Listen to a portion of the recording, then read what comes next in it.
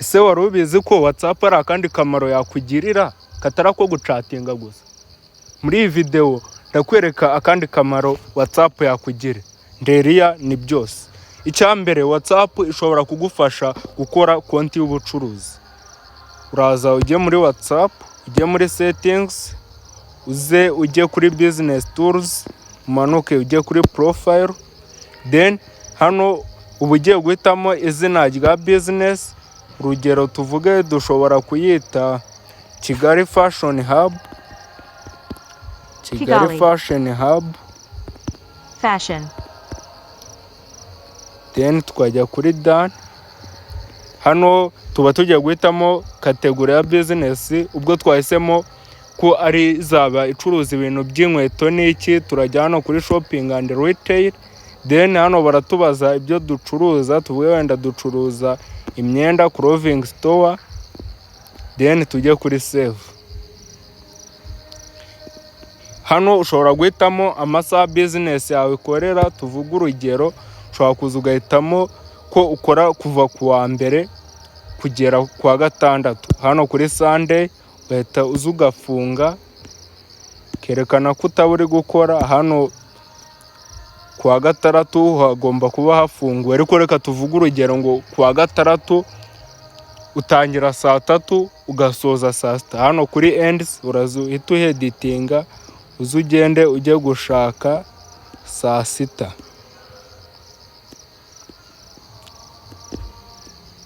Yes, like this. Ahandi wenda ukahihorera ukavuga ko uzajya ufungura saa 3 ufunge saa 12 za nimugoroba. Then ujye kuri save.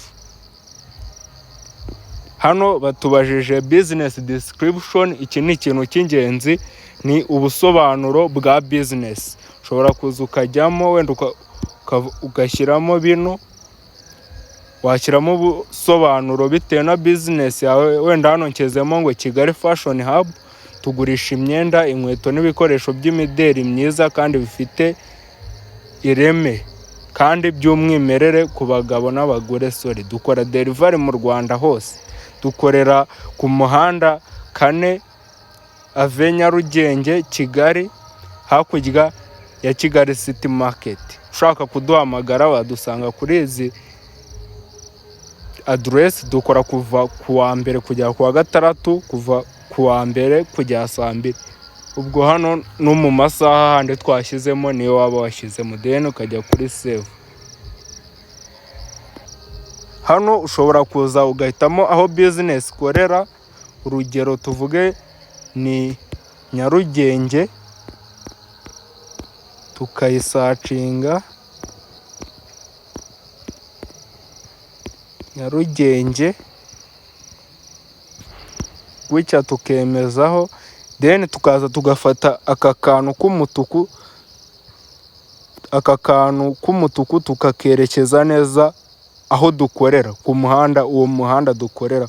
Urugero tuvuge ni KN 8 Avenue, tukahemeza. Then tukajya kuri save. Aho ubwo biba byarangiye, uhitamo address bitewe naho uherereye neza. Yes, hano noneho kuri catalog ni ugushyiramo urutonde rw'ibicuruzwa ndetse n'ubusobanuro bwabyo ndetse n'igiciro.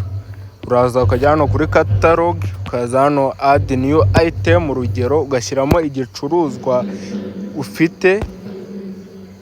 Tuvuge iyi shati, yes, nkayishyiramo. Hano nkashyiramo item name, wenda urugero ko ari shirt. Hano nkashyiramo description, nkavuga wenda ngo iyi shati ni nziza cyane, igura ibihumbi 20, wenda urugero. Uyishaka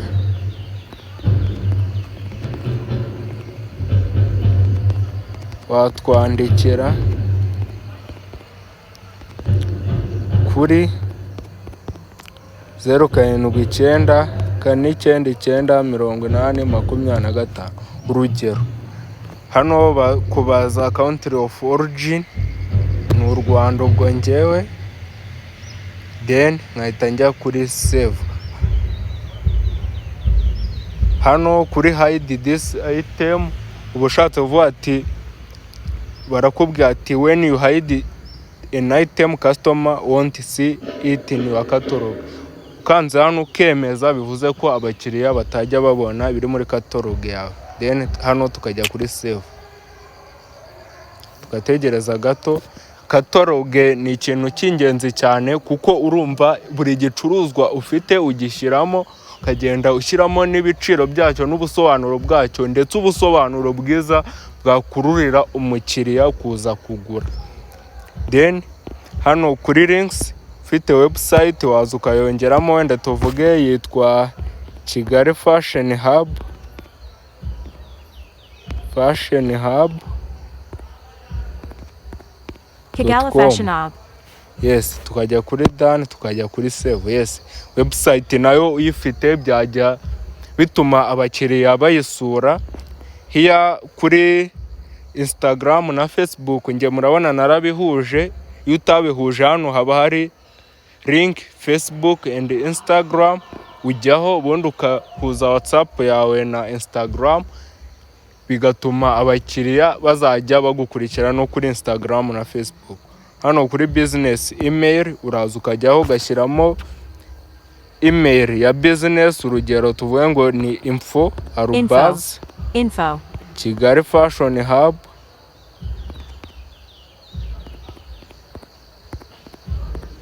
Kigali Fashion Hub. Then ukajya kuri save. Hano hari business telephone. Hiya aba ari ya telefone n'ubundi ntabwo ari ngombwa kongera kuyishyiramo. Yes, hano business profile ibirangiye. Reka dukomeze mbereka ubundi buryo WhatsApp yagufasha kubonamo amafaranga. Yes, nkuko mubizi rero muri business abantu akenshi kuri WhatsApp bakunda kukwandikira bakubaza wenda ngo mbwira igiciro. Rero kubivuga si ngombwa ngo wirwe ujye ubyandika buri gihe, ahubwo uza hano muri setting, kaza muri business tool, kaza hano kuri quick replies, kaza hano kuri add, kashyiramo shortcut. Tuvuga urugero igihe bambajije igiciro price, nzajya mbasubiza ibingibi, nzajya mbabwira ni murakoze kutwandikira Kigali Fashion Hub. Inkweto ni kuva ku 25,000, t-shirt kuva ku 10,000, jeans kuva ku 20,000. Dufite iduka Nyarugenge Kigali, kwishyurwa bikora kuri banke cyangwa kuri momo. Dukora delivery mu Rwanda hose. Hano ushobora no kujya hano kuri attach media ugashyiraho ibyo bicuruzwa n'ibiciro byabyo, ubundi ukajya hano kuri save. Hanyuma iyo umuntu akwandikiye urugero tuvuga uno muntu ambajije igiciro, ndaza hano ngiye kumwandikira musubiza, nkajya hano kuri slash nkandikamo price, then nkahitamo hano kuri ya price, then nkohereza. Ubwo igiciro nkabanyimwoherereje niriwe nandika bya bintu byose. Ubwo hano twashyizeho na ya foto nayo yabiriho, ibintu bikaba biroroshye cyane. Yes, hano ntago washyiramo price gusa, washyiramo ibintu byose uzi bajya bakunda kukubaza cyane, udashaka kujya wandukura buri gihe. Tuvuga urugero bakubaza aho ukorera, naho ushobora kugenda ukadinga hahandi kuri quick replies ugashyiraho location, ukandikaho amagambo ajya uhita ubasubiza bakubajije location. Ntabwo ari price gusa, ikintu cyose wumva bakunda kukubaza cyane wagenda ukacyadingamo, nibibe bikiri ngombwa ko uzajya wirwa wandukura ibyo bakubajije buri gihe uko bakubajije. Yes, hari indi tool yitwa greeting message. Iyi ni message WhatsApp ihita iha umuntu ukwandikiye bwa mbere. Umukiriya ukwandikiye bwa mbere, yaba ari chat ya mbere akwandikiye, iyo message igahita imwiyoherereza ako kanya igihe data zawe zifunguye cyangwa uri kuri wifi. Nta kindi, uraza ukajya hano muri settings, ukaza muri business tools, ukaza ukajya muri nuza greeting message, then ukayitaniga on. Ukaza ukajya hano ukajya kuri everyone niyo iriho, then ukaza ugashyiramo greeting message ushaka. Urugero tuvuge umuntu unyandikiye bwa mbere, iyi message izajya ihita imwiyohereza ivuga ngo murakaza neza muri Kigali Fashion Hub, murakoze kutwandikira, tugurisha imyenda n'inkweto by'umwimerere kandi dukora delivery mu Rwanda hose, mutumenyeshe icyo mushaka turabafasha vuba bishoboka. Ubwo umuntu unyandikiye bwa mbere iyi message izajya ihita imwiyohereza igihe data zifunguye, ubundi njye kuri save. Yes. Noneho WhatsApp ifite indi feature yitwa away message. Tuvuga urugero umukiriya kwandikiye utari ku kazi, cyangwa urugero uri mu nama se cyangwa iki, ariko ukaba ushaka ko yumva yakiriwe kandi kuramusubiza mu gihe gito, uraza ukajya muri setting, ukajya muri business tools, ukaza ukajya kuri away message, iyo itaninze off gutya uraza ukayitaninga on, schedule ugashyiraho always send, recipient ugashyiraho everyone, message ukaza ugahitamo message ushaka ko bazajya bamuha igihe akwandikiye utari kuri WhatsApp. Urugero kadushyiremo ivuga ngo murakoze kutwandikira Kigali Fashion Hub, muri iki gihe nituri ku kazi, turabasubiza vuba mu masaha y'akazi. Amasaha y'akazi ni ukuva ku wa mbere kugera ku wa gatandatu, kuva saa 2 za mu gitondo kugera saa 2 z'umugoroba. Murakoze kubw'icyizere mudufitiye. Then ukajya kuri save.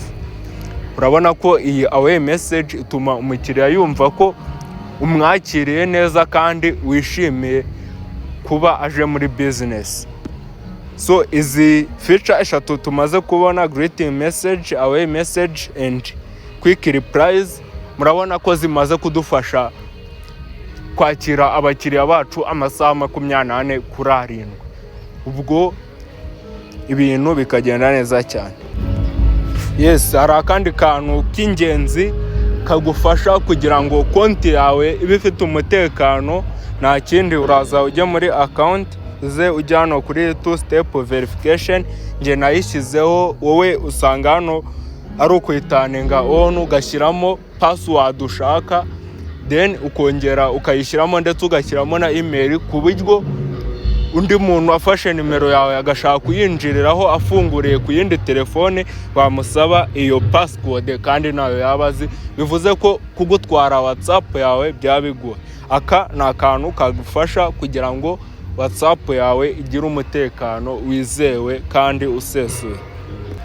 Yes, noneho kugira ngo abakiriya bawe babe satisfied, babe na convinced, hari ukuntu woherereza umuntu ifoto ikamugeraho yataye quality, cyangwa nawe bakayikoherereza kaza yataye quality. Kugira ngo bikemure nta kundi, uraza ujye muri settings, ujye muri storage and data, ujye kuri upload quality, uze ujya hano kuri HD, then uze na auto download quality hano, nurangiza ujye kuri HD. Icyo gihe ni wohereza ifoto cyangwa bakayikoherereza, ndetse na video bizajya biza cyangwa bigende bifite karite yuzuye. Ibi bizagufasha kuba abakiriya bawe babona product zawe zimeze neza, ikindi abakiriya biyongera. Yes, irindi banga ni ibanga rijyanye na voice note. Hari ukuntu umuntu ajya kohereza voice note, urugero ngiye kohereza no muntu voice note, akaza agafata kuri ino record microphone akagumishaho ukuboko paka ashoje kurikodinga, kandi ibi hari ukuntu wabikemura. Nta kundi, uraza ugafata kuri no microphone ubundi ukazamura hejuru, then ushatse na telefone wayitereka hasi, ubundi ugasobanurira umuntu uri no gukora ibindi bintu runaka cyangwa utagomye ngo ufateho. Urumva aka kantu kagufasha gusevinga time ndetse ibintu ukabikora neza cyane. So ikindi kintu cy'ingenzi, hari ukuntu umuntu abura ibintu runaka. Urugero umuntu yamaye message iri no muri phone ariko sinibuka ngo yayimaye ryari, ariko ndibuka akantu kamwe. Tuvuga urugero harimo ijambo intermediate, nta kindi, iyo ushaka iyo message uraza ukajya hano muri search kandikamo iryo jambo wibuka riri muri ya message utibuka ahantu iherereye, then uhita ubona message zirimo ayo magambo, ukaba wabona ya message wari wabuze.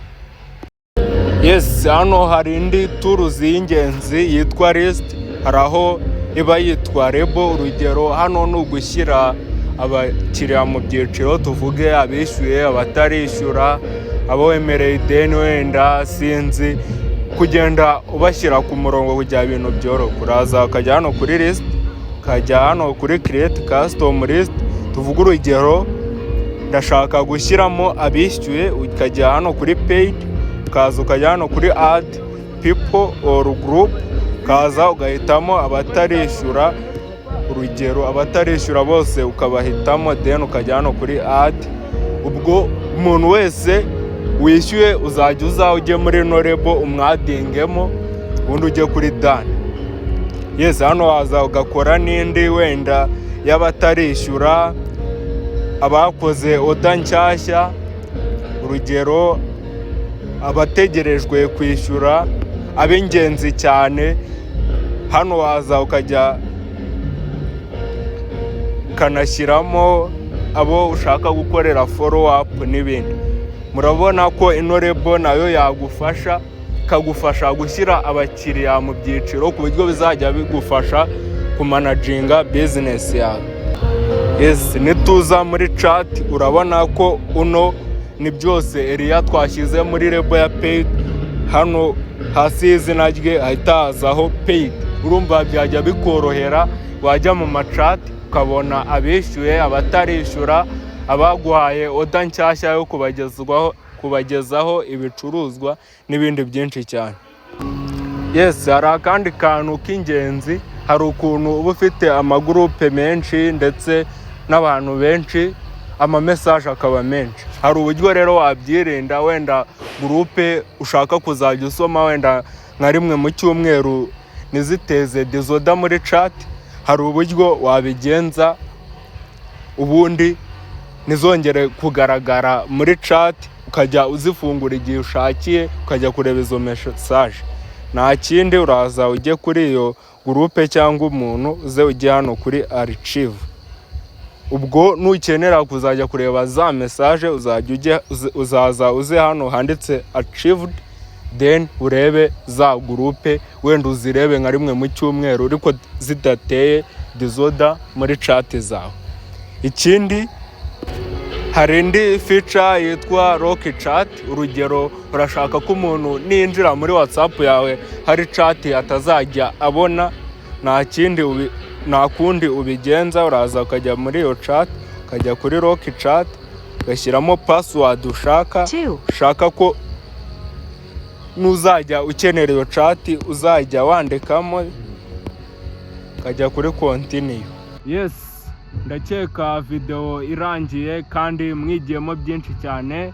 Nimba video yakugiriye umumaro, ntiwibagirwe gukanda subscribe, share, comment. Ikindi wandike muri comment ikintu ushaka ko tuzakoraho muri video y'ubutaha, kandi iyi video uyisangize abantu benshi bamenye uburyo WhatsApp bayikoresha bagura business zabo, ubundi bakabona amafaranga menshi. Ntiwibagirwe gukanda subscribe, share na comment. Ibindi n'ubutaha.